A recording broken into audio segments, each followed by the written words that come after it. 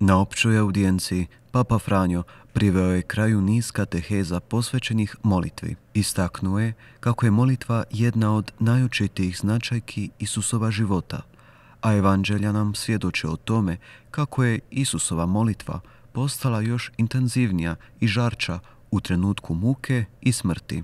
On u Gecematskom vrtu moli na dramatičan način, obuzet smrtonosnom tjeskobom. Upravo se u tom trenutku obraća ocu, zazivajući ga Aba, što u prijevodu znači tata. Isus moli i na križu, u tami obavijen Božjom šutnjom, ali iz njegovih usta još jednom izlazi riječ Aba. To je najusrdnija molitva, jer na križu je Isus apsolutni, potpuni zagovornik. Moli za druge, za sve, čak i za one koji ga osuđuju, kazuje Sveti Otac. U nastavku kateheze Papa je istaknuo kako Isus svakome od nas može reći: molio sam za tebe na posljednjoj večeri i na drvu križa. Ni u najdubljim patnjama nikada nismo sami. Isusova molitva uvijek je s nama. I dok ovo slušamo, Otac moli za nas i nastavlja moliti, jer molitva nam pomaže da idemo dalje, zaključuje Sveti Otac.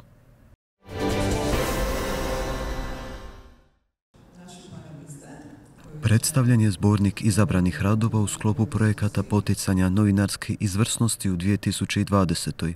Riječ je o projektu Ministarstva kulture i medija te Agencije za elektroničke medije u vrijednosti oko 1 milijun kuna. To nije socijalni fond. To je poticanje izvrsnosti u novinarstvu. I to nije fond koji je namijenjen samo novinarima koji su bez posla. To je fond koji potiče i novinare koji su zaposleni, a izvrsni su u svom poslu. Niti ovaj susret nije mimo išao pitanje u kakvom je stanju današnje novinarstvo, te je li ono u krizi.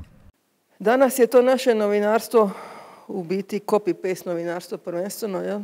Provjere činjenica toliko i nema, čak nekad i razni fact-checking portali, ona je jedna lijepa hrvatska riječ, to rade umjesto nas novinara i nekako smo došli u ova 2 desetljeća od, sad opet moram malo na engleski, od copyrighta, od neophodnosti poštivanja autorskih prava novinara do right to copy. Ja? Danas je izuzetno teško naći izvorno novinarsko djelo. Možda da idemo raditi istraživanja, to bi bilo ispod 10%. Novinarstvo nije ipak, pokazuje to i ovaj projekt, nije ipak dobro, a nije niti moguće potpuno prepustiti tržištu. Mislim da novinarstvo kao preduvjet funkcioniranja demokratskog društva i kao preduvjet da bismo kao društvo uopće mogli opstati, dakle da bismo mogli donositi informirane odluke, treba i potporu te javnosti, toga društva, a u današnje vrijeme se lome nekadašnji temelji na kojima je novinarstvo kao posao opstajalo, a to znači prodaja konkretnih novina, pretplata na konkretne medijske sadržaje. Danas u digitalno doba naprosto se traže nove mogućnosti preživljavanja novinarstva kao posla, kao struke uopće.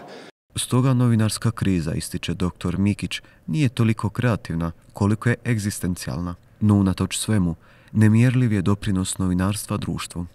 I bez doprinosa, kad gledamo jednostavno brojke članaka i tema od kraja 60-ih pa onda do danas koje se bave, kao i u ovom zborniku, koje se bave bitnim ljudskim temama, vidimo ogroman skok u novinarskom pisanju vezano upravo za teme ljudskih prava kod najvažnijih i najetabliranijih tiskovina, ali i elektroničkih medija.